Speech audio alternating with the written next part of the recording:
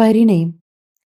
സമയം ഏകദേശം 5 മണിയോടടുത്തപ്പോഴേക്കും ആരോഹിയുടെ ജോലിയും ഏകദേശം കഴിഞ്ഞിരുന്നു.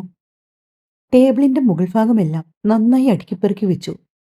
സിസ്റ്റം ഷട്ട് ഡൗൺ ചെയ്ത ശേഷം അവൾ ഹാൻഡ് ബാഗും എടുത്ത് ഇരുന്നിടത്തു നിന്ന് എണീറ്റു. ഒപ്പം അക്ഷിതിന്റെ ടേബിളിലും സ്ഥാനം തെറ്റിക്കിടന്ന സാധനങ്ങളെല്ലാം യഥാസ്ഥാനത്തേക്ക് അറേഞ്ച് ചെയ്ത ശേഷമാണ് അവൾ പോവാനായി പുറത്തേക്കിറങ്ങിയത്. ഓഫീസിൽ നിന്നും പുറത്തേക്കിറങ്ങിയപ്പോൾ തന്നെ അവൾക്ക് എന്തെന്നില്ലാത്ത ഭയം തോന്നുന്നുണ്ടായിരുന്നു. എന്തുകൊണ്ടാണെന്ന് ചോദിച്ചാൽ അതിന് കൃത്യമായ ഒരു ഉത്തരം അവളുടെ പക്കലില്ല. എന്തൊക്കെയോ ആലോചനകളുമായി മുന്നോട്ട് നടക്കുമ്പോഴാണ് നീലിമ ഓടി വന്ന് അവളുടെ കയ്യിൽ പിടിച്ചത്. എന്താണ് മാഡം, ഇവിടെയൊന്നും അല്ലേ? നീലിമ ആരോഹിയുടെ നടപ്പ് കണ്ട മാത്രമേ ചോദിച്ചു. നീ ഒന്ന് പോന്നീലോ. എന്തു പറ്റിയാരോ? എന്താ നിന്റെ മുഖമൊക്കെ വല്ലാണ്ട്? നിനക്കെന്തെങ്കിലും ടെൻഷനുണ്ടോ? സാറെന്തെങ്കിലും പറഞ്ഞോ? നിർത്താതെ ഓരോരോ ചോദ്യങ്ങളുമായി ചോദിച്ചുകൊണ്ടിരിക്കുകയാണ് നീലിമ.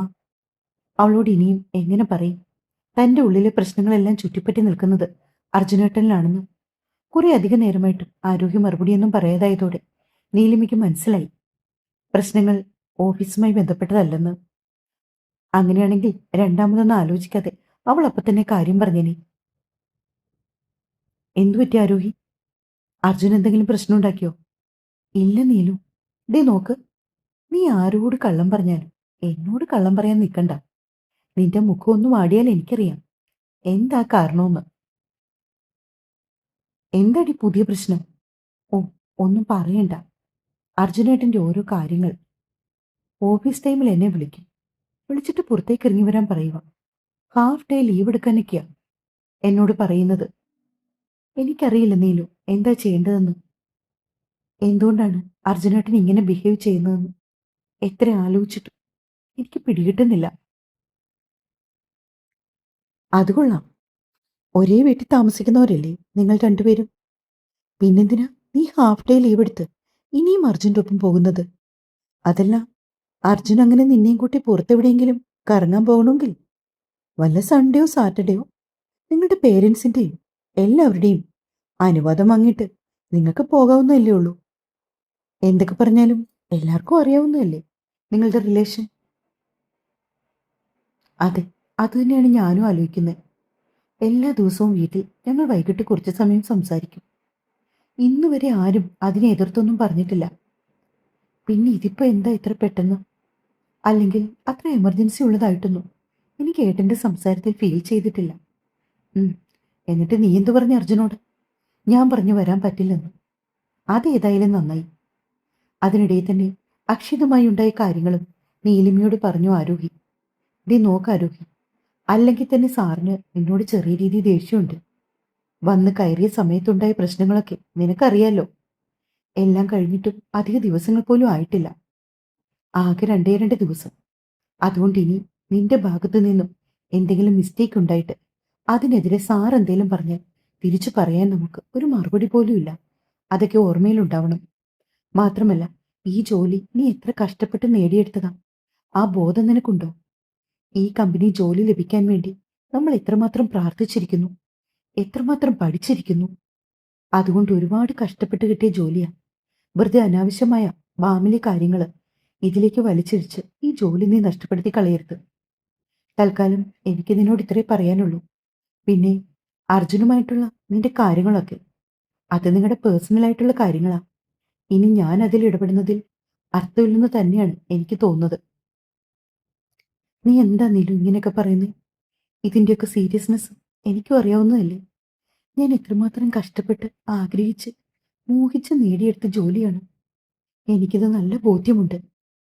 പക്ഷെ ഈ ജോലി എനിക്ക് സമാധാനത്തോടെ ചെയ്യാൻ പറ്റുന്നില്ല. അതാണ് ഇപ്പോഴത്തെ എന്റെ പ്രശ്നം. തൽക്കാലം നീ ഒരു കാര്യം ചെയ്യും, വീട്ടിൽ വെച്ചുണ്ടാക്കുന്ന പ്രശ്നങ്ങളൊക്കെ വീട്ടിൽ തന്നെ വിട്ടിട്ട് വാ. അതത്ര ഈസിയല്ല, എങ്കിലും അതൊന്ന് ട്രൈ ചെയ്ത് നോക്ക്. വീട്ടിലെ പ്രശ്നവും അർജുന്റെ കാര്യങ്ങളും എല്ലാം കൂടി ഓഫീസ് ജോലിക്കിടയിൽ കൂട്ടിക്കൊഴിച്ചു കഴിഞ്ഞാൽ നമുക്ക് നഷ്ടപ്പെടാൻ പോകുന്നത് നമ്മുടെ കരിയറായിരിക്കും. നീലിമ പറഞ്ഞ കാര്യങ്ങൾ ശ്രദ്ധയോടെ കേട്ടു നിൽക്കുകയാണ് ആരോഹി. അതേസമയം തന്നെയാണ് അവരിരുവർക്കും വീട്ടിലേക്ക് പോകാനുള്ള ബസ് സ്റ്റോപ്പിലേക്ക് വന്നു നിന്നത്. ബസ്സിൽ കയറി ബസിന്റെ ജനലിലൂടെ പുറത്തെ കാഴ്ചകളിലേക്ക് കണ്ണുവായിച്ചിരിക്കുവാണ് ആരോഹി. പക്ഷെ അവളുടെ മനസ്സ് ഇവിടെ എങ്ങും ആയിരുന്നില്ല. അവൾക്ക് ഇറങ്ങാനുള്ള സ്റ്റോപ്പ് എത്തിയപ്പോൾ നീലിമ തട്ടി വിളിച്ചപ്പോഴാണ് ആരോഹി സ്റ്റോപ്പ് എത്തിയ കാര്യം പോലും അറിയുന്നത്. പതിയെ നീലിമയെ നോക്കി ഒന്ന് പുഞ്ചിരിച്ചു. നാളെ കാണാന്ന് പറഞ്ഞുകൊണ്ട് ആരോഹി ബസ്സിറങ്ങി മുന്നോട്ട് നടന്നു. എന്തിനു അവളുടെ കാലുകൾ വല്ലാതെ വിറയ്ക്കുന്നുണ്ടായിരുന്നു.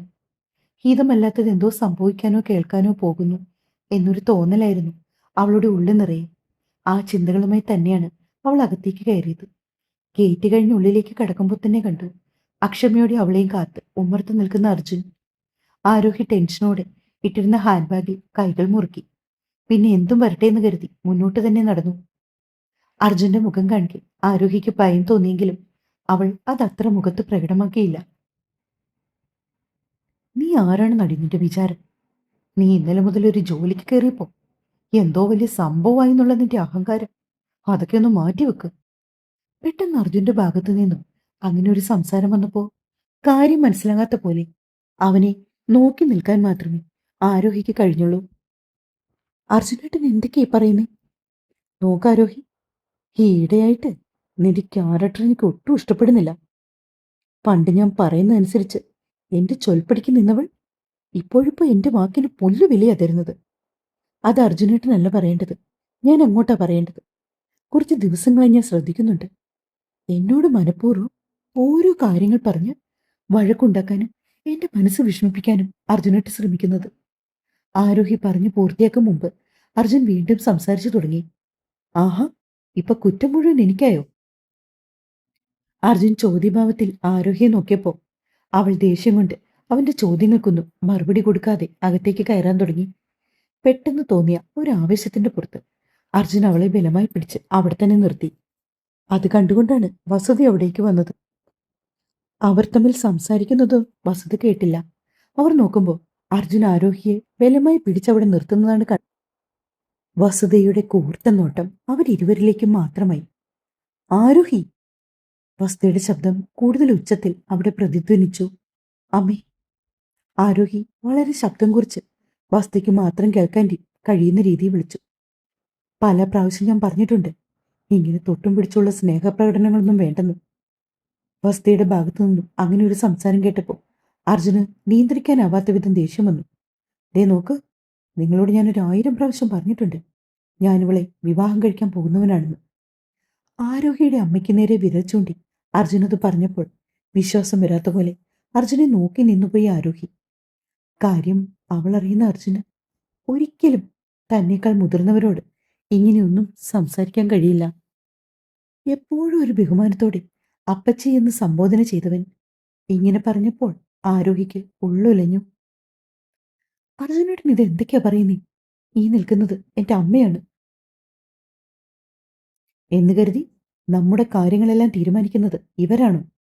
ഞൊടിയിടയിൽ തന്നെ അർജുന്റെ മറുചോദ്യം ആരോഹിയെ തേടിയെത്തി. അതെ, എന്റെ കാര്യങ്ങളെല്ലാം തീരുമാനിക്കുന്നത് എന്റെ അമ്മയും അച്ഛനുമാണ്. ഇതേപ്പറ്റി ഞാൻ മനഃപൂർവ്വം പറഞ്ഞിട്ടുള്ളതാണ്. അർജുന്റെ ഭാഗത്തു നിന്നും അങ്ങനെ ഒരു സംസാരം കേട്ടതിന്റെ പകപ്പിലാണ് വസ്തുത. കാര്യം അവരും അർജുനിൽ നിന്ന് ഇങ്ങനൊരു സംസാരം തീരെ പ്രതീക്ഷിച്ചിട്ടില്ല. നോക്കർജുൻ, നിന്നെ ദേഷ്യം പിടിപ്പിക്കാൻ വേണ്ടിയല്ല ഞാനിങ്ങനെ പറഞ്ഞിട്ടുള്ളത്. മുൻപ് പറഞ്ഞിട്ടുള്ളതേ എനിക്കിപ്പോഴും നിങ്ങളോട് പറയാനുള്ളൂ. നിങ്ങൾ ഇരുവരും പരസ്പരം വിവാഹം കഴിച്ചിട്ടില്ല. ഇപ്പോഴും നിങ്ങളുടെ മേൽ പൂർണ്ണ അധികാരം നിങ്ങളുടെ രണ്ടുപേരുടെയും മാതാപിതാക്കൾ കാണാൻ. അത് മനസ്സിൽ വെച്ചുകൊണ്ട് വേണം മുന്നോട്ട് പെരുമാറാൻ. അത്രയും പറഞ്ഞുകൊണ്ട് ഇനി കൂടുതലായി ഒന്നും പറയാനില്ലാത്തതുപോലെ വസുത മുകളിലേക്ക് നടന്നപ്പോൾ ആരോഹി തലയ്ക്ക് കൈകൊടുത്ത് നിന്നുപോയി. അർജുൻ പക്ഷേ വിടാൻ ഉദ്ദേശമില്ലാത്തതുപോലെ ആരോഹിക്കടുത്തേക്ക് നീങ്ങു വന്നു. വസ്തു മുകളിലേക്ക് പോയെങ്കിലും അർജുന്റെ കണ്ണുകൾ ചുറ്റും ഒന്ന് പാഞ്ഞു. ആരുമില്ലെന്ന് ഉറപ്പായതും അർജുൻ വീണ്ടും ആരോഹിയോട് സംസാരിക്കാൻ തുടങ്ങി. ഒരു ഹാഫ് ഡേ ലീവ് എടുത്ത് എനിക്കൊപ്പം ഇറങ്ങി വന്നാൽ നീ അങ്ങ് ഉരുങ്ങിപ്പോവോ? തികഞ്ഞ ദേഷ്യത്തിൽ ആരോഗ്യത്തിനെ നോക്കിക്കൊണ്ട് അർജുൻ ചോദിക്കുന്നത്. അർജുനേട്ടൻ എന്താ കാര്യം പറഞ്ഞാൽ മനസ്സിലാവില്ലേ? ഞാൻ ആ ഓഫീസിൽ ജോലിക്ക് കയറിയിട്ട് 2 ദിവസമേ ആകുന്നുള്ളൂ. കയറിയ ഉടനെ തന്നെ എങ്ങനെ ഞാൻ ഹാഫ് ഡേ ലീവ് എടുത്തു വരും? അങ്ങനെ ഞാൻ ലീവ് വല്ലതും ചോദിച്ചാൽ അവരെന്നോട് വീട്ടിൽ പോയി ഇരിക്കാൻ പറയത്തേ ഉള്ളൂ, അറിയാമോ? നിന്നോട് ഞാനും അത് തന്നെയാണ് പറയുന്നത്. നീ ജോലിക്കൊന്നും പോകണ്ട, വീട്ടിലിരിക്കണം. അർജുനേട്ടൻ്റെ തലയിൽ എന്താ കളിമണ്ണാണോ? എത്ര പ്രാവശ്യം ഞാൻ പറഞ്ഞു ഞാൻ ഇത്രയും കഷ്ടപ്പെട്ട് പഠിച്ചത് ജോലി വാങ്ങാനാണെന്ന്. ഇനി മേലിൽ ജോലി സംബന്ധമായ കാര്യങ്ങൾ ഒന്നും പറഞ്ഞുകൊണ്ട് ദേവി ഇത് എന്നോട് വഴക്കുണ്ടാക്കാൻ വരരുത്. അതും പറഞ്ഞുകൊണ്ട് ഇനിയൊന്നും പറയാനും കേൾക്കാനും താല്പര്യമില്ലാത്ത മട്ടിൽ ആരോഹി മുന്നോട്ട് നടക്കാൻ തുടങ്ങിയതും അർജുന്റെ കൈകൾ കൂടുതൽ ബലമായി അവളെ പിടിച്ച് അവിടെ നിർത്തി.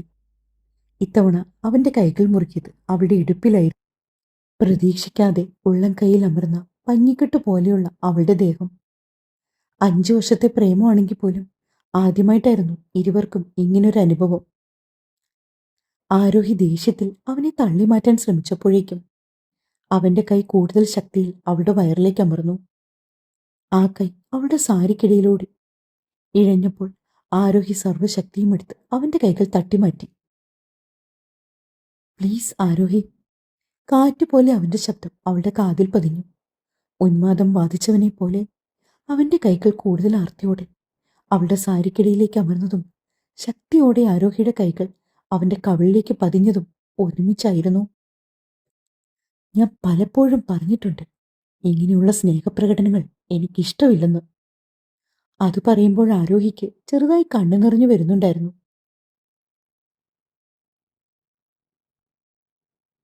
വിവാഹത്തിനു മുമ്പ് എന്റെ ദേഹത്ത് തൊടുന്നതൊന്നും എനിക്കിഷ്ടമല്ല. അതറിഞ്ഞു വെച്ചുകൊണ്ട് പിന്നെ വീണ്ടും എന്തിനാണ് ഇങ്ങനൊരു സാഹസത്തിന് ഇറങ്ങി പുറപ്പെടുന്നത്? നീ ഇതിനനുഭവിക്കൂ ആരോഹി. പകമുറ്റിയ കണ്ണുകളോടെ അർജുൻ അത് അവളെ നോക്കി പറയുമ്പോൾ ഒരു നിമിഷം അവനെ മനസ്സിലാക്കാത്തതുപോലെ അവൾ നോക്കി നിന്നുപോയി.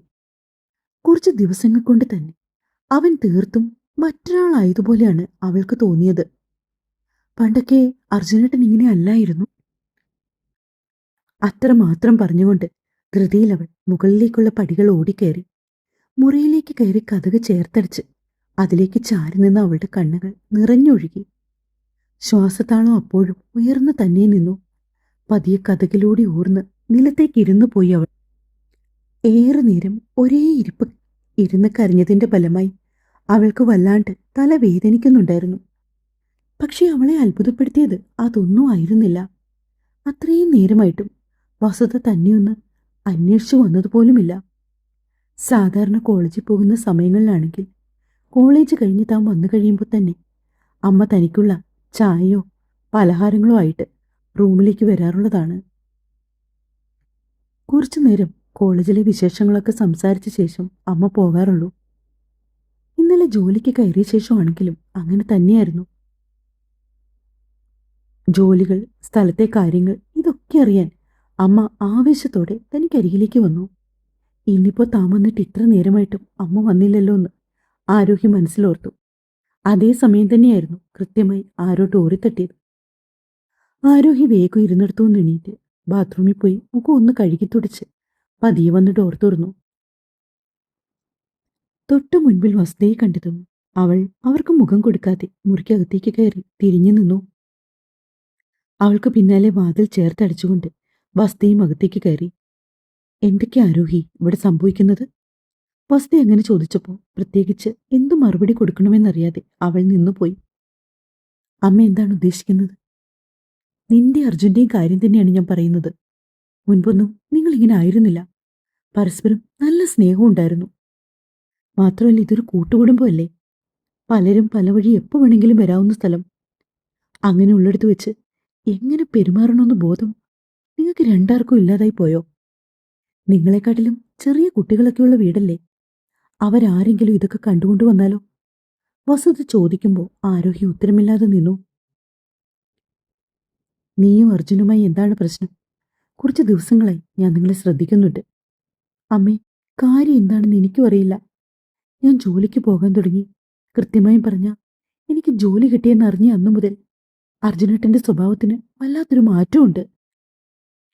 ജോലിക്ക് പോകേണ്ടെന്നൊക്കെയാണ് എന്നോട് പറയുന്നത്. അതൊക്കെ അർജുനാണോ തീരുമാനിക്കേണ്ടത്? അവൻ ജോലിക്ക് പോകുന്നുണ്ടല്ലോ, അത് അവന്റെ ഇഷ്ടമല്ലേ. അതുപോലെ തന്നെ നീ ജോലിക്ക് പോകുന്നത് നിന്റെ ഇഷ്ടം.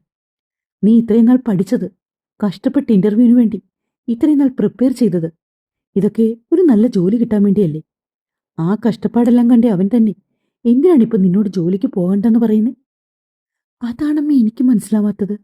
ഇതിനിടയിൽ എന്തൊക്കെയോ നടക്കുന്നുണ്ട്. വല്ലാതെ മാറിപ്പോയി അർജുനേട്ടൻ. മുമ്പൊന്നും ഇങ്ങനെ ആയിരുന്നില്ല. പണ്ടത്തെ ആ സ്നേഹവും ആ വിശ്വാസവും ഒന്നുമില്ലാതെ എന്നെ എന്തോ സംശയമുള്ള പോലെയൊക്കെയാണ് എന്നോട് പെരുമാറുന്നത്. വസുധ മകളുടെ സംസാരമെല്ലാം കേട്ടുകൊണ്ട് നിന്നെങ്കിൽ പോലും കൃത്യമായ ഒരു മറുപടി അവളോട് പറഞ്ഞില്ല. അവർക്ക് മുൻപേ തോന്നിയതാണ് അർജുന്റെ സ്വഭാവത്തിൽ എന്തൊക്കെയോ മാറ്റങ്ങൾ സംഭവിച്ചിട്ടുണ്ടെന്ന്. മാത്രമല്ല, തങ്ങൾ ആരും അറിയാത്ത എന്തോ ഒന്ന് അണിയറയിൽ നടക്കുന്നുണ്ടെന്നും വസ്തുയ്ക്ക് കുറച്ച് ദിവസങ്ങൾ കൊണ്ട് മനസ്സിലായിരുന്നു. അതുകൊണ്ട് കൂടിയാണ് ആരോഹിയും അർജുനും ഒന്നിച്ചു നിൽക്കുന്ന സാഹചര്യങ്ങൾ മനഃപൂർവ്വം ഒഴിവാക്കി വിടുന്നത്. പക്ഷെ കൃത്യമായി കാര്യങ്ങൾ മനസ്സിലാവാതെ ആരോഹിയോട് അതേപ്പറ്റിയൊന്നും സംസാരിക്കാനും പറ്റില്ല. വസുധ അല്പനേരം ആലോചനയോടെ നിന്നു. ആ, തൽക്കാലം നീ വേഗം കുളിച്ച് റെഡിയാവ്. തുളസിത്തറയിൽ വിളക്ക് വയ്ക്കണ്ടേ? സമയത്രയും നോക്കിയേ. വന്നപ്പോ മുതൽ കഥകടച്ച് ഒരേ ഇരിപ്പാണ്. പിന്നൊരു കാര്യമുണ്ട്, അർജുൻ മാത്രമല്ല നിന്റെ ജീവിതം. നിന്നെ ചുറ്റിപ്പറ്റി അല്ലെങ്കിൽ നിന്നോട് സംസാരിക്കാൻ ആഗ്രഹിച്ച് ഈ വീട്ടിൽ മറ്റു ചില ആളുകളുണ്ട്. മുമ്പൊന്നും നീ ഇങ്ങനൊന്നും ആയിരുന്നില്ല. വന്നാൽ ഉടനെ തന്നെ വേഷം മാറി എന്റെ കൂടെ അടുക്കളയിലേക്ക് വരും. കുറച്ചുനേരം അവിടെ എല്ലാവരോടും വർത്താനം പറഞ്ഞു നിൽക്കും. മുറ്റത്തേക്ക് ഇറങ്ങി നിൽക്കും. ഇതിപ്പോ വന്ന് കയറിയ പാടെ കഥകടച്ച് ഒറ്റയിരിപ്പാണ്. എന്തിനാണിതൊക്കെ? ഇനി അർജുനുമായിട്ട് എന്തെങ്കിലും പ്രശ്നമുണ്ടെങ്കിൽ അത് വെറുതെ മറ്റുള്ളവരെ കൂടി അറിയിക്കാൻ നിൽക്കണ്ട. അത് നിങ്ങൾ തന്നെ പറഞ്ഞ് ക്ലിയർ ചെയ്യണം. കേട്ടല്ലോ? ശരിയമ്മേ. പിന്നെ നിനക്ക് എന്തെങ്കിലും വിഷമമുണ്ടെങ്കിൽ എന്നോട് പറയണം. ഒന്നും മനസ്സിൽ വെച്ചോണ്ടിരിക്കണ്ട. വസുധിയ പറഞ്ഞതിന് മറുപടിയായി ആരോഹി ഒന്ന് തലകുലുക്കി. അവർ മുറിവിട്ടിറങ്ങിയപ്പോ ആരോഹി കുളിക്കാനായി ബാത്റൂമിലേക്ക് കയറി. കുളിച്ചിറങ്ങി അവൾ മുടി ഉണക്കി നിൽക്കുന്ന നേരത്ത് അവളുടെ ഫോണിലേക്കൊരു നോട്ടിഫിക്കേഷൻ വന്നു. അർജുന്റെ പേര് സ്ക്രീനിൽ തെളിഞ്ഞതും അവൾക്ക് വല്ലാത്ത ദേഷ്യം തോന്നി. എങ്കിലും അവൻ എന്താണ് അയച്ചതെന്നറിയാവന്നെ. അവൾ മെസ്സേജ് ഓപ്പൺ ചെയ്തു. സോറി ആരു. അതായിരുന്നു അവന്റെ മെസ്സേജ്. അത് കണ്ടപ്പോ ആരോഹിയിൽ നിന്ന് അറിയാതെ ഒരു നെടുവീർ പുതിർന്നു പോയി. പറയാനുള്ളതെല്ലാം പറഞ്ഞിട്ടും ചെയ്യാനുള്ളതെല്ലാം ചെയ്തിട്ടും ഇങ്ങനെ സോറി പറഞ്ഞാൽ മതിയല്ലോ. ആരോഹി മനസ്സിൽ പിറുപിറുത്തുകൊണ്ട് മുടി കുളിപ്പിന്നൽ പിന്നിട്ട് ദാവണിയെടുത്തെടുത്ത് താഴേക്ക് നടന്നു. പതിവ് പോലെ വിളക്ക് വെക്കാൻ സമയമായപ്പോ മുത്തശ്ശനും മുത്തശ്ശിയും ഉമ്മർത്ത് തന്നെ സ്ഥാനം പിടിച്ചിട്ടുണ്ട്. അവൾ പൂജാമുറിയിൽ തെളിച്ച ദീപം ചിരാതിലേക്ക് പകർന്നുകൊണ്ട് തുളസിത്തറയിലേക്ക് നടന്നു. തുളസിത്തറയിൽ ദീപം കൊളുത്തി ഏറെ നേരം അവിടെ നിന്ന് പ്രാർത്ഥിച്ച ആരോഹി. തറവാടിന്റെ മുൻഭാഗത്തുള്ള പടിക്കെട്ടുകൾക്ക് നേരെയാണ് തുളസിത്തറയുടെ ദർശനം. പിന്നീട് അല്പനേരം അവൾ താടിക്ക് കൈയും കൊടുത്ത് ആ പടിക്കെട്ടിൽ തന്നെ അങ്ങനെയിരുന്നു. എങ്ങനെയുണ്ട് കുട്ടി പുതിയ ജോലിയൊക്കെ? പിന്നിൽ നിന്നും മുത്തശ്ശനാണ്. നല്ല ജോലിയാ മുത്തശ്ശ, എനിക്കിഷ്ടായി. അവിടുത്തെ അന്തരീക്ഷവും ആളുകളും ഒക്കെ. ആരോഹി അത് പറഞ്ഞു തീർന്ന സമയം പിന്നിലൊരു കാൽപ്പെരുമാറ്റം അവൾ അറിഞ്ഞത് മറ്റാരും ആയിരുന്നില്ലത് അർജുനാണ്. ഒരു വേള ആരോഹിയുടെ വായിൽ നിന്ന് വീണ വാക്കുകൾ അവനെ ഒന്ന് ചൊടിപ്പിച്ചെങ്കിലും തൽക്കാലം സംയമനം പാലിച്ചു നിൽക്കാൻ അവൻ തീരുമാനിച്ചു. അവൻ ആരോഹിയുടെ അടുത്തേക്ക് വന്നു മെല്ലെ അവളുടെ തോളിലൊന്ന് തട്ടി. ശേഷം ചെമ്പകത്തറയിലേക്ക് കണ്ണു കാണിച്ചു. പിന്നെ അവൻ പതിയെ മുൻപോട്ട് നടന്നു. നിസ്സംഗതയോടെ പടിക്കെട്ടി തന്നെ ഇരിക്കുകയാണ് ആരോഹി. അർജുൻ വിളിച്ചത് കണ്ടില്ലേ? ചെല്ലുകുട്ടിയെ. അവനെന്തെങ്കിലും പറയാനുണ്ടാവും. പിന്നിൽ നിന്ന് മുത്തശ്ശിയുടെ ശബ്ദം കാതിൽ പതിഞ്ഞതും അകത്തേക്ക് കയറാൻ കഴിയാതെ അവൾ അവിടെ തന്നെ ഇരുന്നു പോയി. അല്പനേരത്തിനു ശേഷം കയ്യിലിരുന്ന ഫോണിലേക്ക് അർജുന്റെ മെസ്സേജ് വീണ്ടും അവളെ തേടിയെത്തി. വാ ആരു. അതായിരുന്നു അവൻ അയച്ച മെസ്സേജ്. ഒടുക്കം അവളും അവിടേക്ക് നടന്നു. ചെമ്പകച്ചോട്ടിൽ നിന്ന് നോക്കിയാൽ അങ്ങകലെ പച്ചിലകൾ വള്ളിപ്പടർന്നു നിൽക്കുന്ന കാവിന്റെ മനോഹരമായ ദൃശ്യം കാണാം. കാവിലേക്ക് പടർന്നു തുടങ്ങിയ ഇരുട്ടിലേക്ക് നോക്കി എന്തൊക്കെയാ ആലോചനകളോടെ നിൽക്കുകയാണ് അർജുൻ. കാവിലേക്ക് അങ്ങനെ എപ്പോഴും വിളക്കൊന്നും വെക്കാൻ ആരും പോവില്ല. വെള്ളിയാഴ്ച ദിവസങ്ങളിലാണ് കൂടുതലും കാവിൽ വിളക്ക് വയ്ക്കാറ്.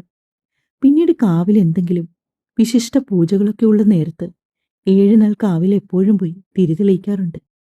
പിന്നിൽ കാൽപ്പെരുമാറ്റം അറിഞ്ഞതും അർജുന് മനസ്സിലായി ആരോഹി എത്തിയെന്ന്. അവൻ പതിയെ അവളെ നോക്കി. അവളുടെ മുഖത്ത് ദേഷ്യം നന്നായി തെളിഞ്ഞു നിന്നു. അവൾക്കിപ്പോഴും തന്റെ സമ്മതമില്ലാതെ അർജുൻ ദേഹത്ത് കൈവച്ചതിന്റെ പുറത്തുള്ള ദേഷ്യമാണ്. സോറി ആരോ. അർജുൻ അങ്ങനെ പറഞ്ഞപ്പോൾ വിങ്ങി പൊട്ടിപ്പോയി ആരോഹി. മുമ്പ് എപ്പോഴും അർജുൻ അവളെ ആരുവെന്നേ വിളിക്കാറുള്ളൂ. അവർ പ്രേമിച്ചു തുടങ്ങിയ സമയം തൊട്ടുള്ള വിളിയാണ്. പിന്നീട് എപ്പോഴും അതൊക്കെ മാറി ആരോഹിയായി. സത്യം പറഞ്ഞാൽ കോളേജും ക്ലാസും അതിന്റെ തിരക്കുകൾക്കിടയിൽ താനും അതൊന്ന് കണ്ടുപിടിച്ച് അവനോട് വഴക്കുണ്ടാക്കാനേ നിന്നില്ല എന്നുള്ളതാണ് മറ്റൊരു യാഥാർത്ഥ്യം. ആരോഹി ഒന്നും മിണ്ടാതെ അവനെ തന്നെ നോക്കി നിന്നു. നീ എന്തായാലും ഒന്നും മിണ്ടാത്തെ? ഞാൻ സോറി പറഞ്ഞില്ലേ? അർജുനേട്ടന് എന്താ പറ്റി? കുറച്ച് ദിവസങ്ങളായിട്ട് എനിക്കത് അറിയണം. ഒരു നിമിഷം ആരോഹിയോട് എന്തു മറുപടി പറയണം എന്നറിയാതെ അർജുൻ പരിങ്ങി. പിന്നെ പെട്ടെന്ന് മനസ്സിൽ തോന്നിയ ഒരു ഉപായം പറയാൻ അവനങ്ങ് തീരുമാനിച്ചു. അത് മറ്റൊന്നും കൊണ്ടല്ല ആരോഹി. എന്റെ ഫ്രണ്ടില്ലേ ശബരി? ഏത്, ഡോക്ടർ ശബരിയോ? ആരോഹി തിരിച്ചു ചോദിച്ചു. ആരോഹിക്ക് അവന്റെ സുഹൃത്തുക്കളെയൊക്കെ നന്നായി അറിയാം. അവന്റെ ഒപ്പം വർക്ക് ചെയ്യുന്ന ഡോക്ടറാണ് ശബരി. ആ, അതെ, അവൻ തന്നെ. അവൻ എന്നോട് കുറച്ച് ദിവസങ്ങൾക്ക് മുമ്പ് ഇത്തിരി കാര്യങ്ങളൊക്കെ പറഞ്ഞു. എന്ത് കാര്യം? അവന്റെ ഗേൾഫ്രണ്ട് ഇല്ലേ, പാർവണ? ആരോഹി ചോദിച്ചു. അതെ, അവൾ തന്നെ. അവർ തമ്മിൽ എത്രയോ വർഷങ്ങളായിട്ടുള്ള സ്നേഹബന്ധമാണ്. അവളും ഇതുപോലെയാണ്. ഏതോ ഒരു പുതിയ കമ്പനി ജോലി കിട്ടി. പിന്നീട് അവിടുത്തെ ഏതോ മുതലാളിയുമായി പ്രേമിച്ച് അടുത്ത മാസം അവരുടെ കല്യാണമാണെന്ന്. പെട്ടെന്ന് അത് കേട്ടപ്പോ ആരോഹിക്ക് വിശ്വസിക്കാനായില്ല. കാരണം പാർവണി അവൾക്ക് അറിയാവുന്നതാണ്. മാത്രമല്ല, ശബരിയും പാർവണിയുമായി ഏകദേശം 7 വർഷത്തോളമായിട്ടുള്ള പ്രണയമായിരുന്നു. ഇത്ര പെട്ടെന്ന് ഈ കുട്ടിക്ക് ഇതൊക്കെ എങ്ങനെ മറക്കാൻ സാധിച്ചു? ആരോഹി മനസ്സിലോർത്തു. ശേഷം അവൾ അർജുനനെ എന്താണ് പറയാൻ പോകുന്നത് എന്നറിയുവാനായി അവന്റെ മുഖത്തേക്ക് തന്നെ സൂക്ഷിച്ചു നോക്കി നിന്നു. ശബരി പറയുവാണ്, ചിലപ്പോ നീയും എന്നെ ഇതുപോലെ ചതിക്കുന്ന്. അർജുന്റെ മുഖത്ത് പരമാവധി നിഷ്കളങ്കത വരുത്തിക്കൊണ്ട് പറഞ്ഞപ്പോ ആരോഹിയുടെ മുഖം ദേഷ്യത്താ ചുവന്നു. അത്രയും വിശ്വാസമേ ഉള്ളൂ അർജുനേട്ടൻ എന്നെ? വല്ലവരുടെയും ലൈഫിൽ അങ്ങനെ സംഭവിച്ചെന്നും പറഞ്ഞ് നമ്മുടെ ജീവിതത്തിലും അതുപോലെ തന്നെ ഉണ്ടാവണമെന്നുണ്ടോ? അതോ പാർവണയെപ്പോലെ ഒരു പെണ്ണാണ് ഞാനെന്ന് അർജുനേട്ടൻ ഇപ്പോഴും വിശ്വസിക്കുന്നുണ്ടോ? അങ്ങനല്ല മോളെ. പെട്ടെന്നവൻ അങ്ങനെയൊക്കെ പറഞ്ഞപ്പോ നിന്നെ നഷ്ടപ്പെട്ടു പോകുമെന്നുള്ള പേടിയുടെ പുറത്താണ് ഞാൻ ഇത്രയും കാട്ടിക്കൂട്ടിയത്. അതുകൊള്ളാം, നന്നായിട്ടുണ്ട് അർജുനേട്ടാ, നല്ല റീസൺ. അർജുനേട്ടന് എന്നെ ഇത്രയും വിശ്വാസമില്ലെങ്കിൽ പിന്നെ എന്തടിസ്ഥാനത്തിലാണ് നമ്മൾ വിവാഹം കഴിക്കാൻ പോകുന്നത്?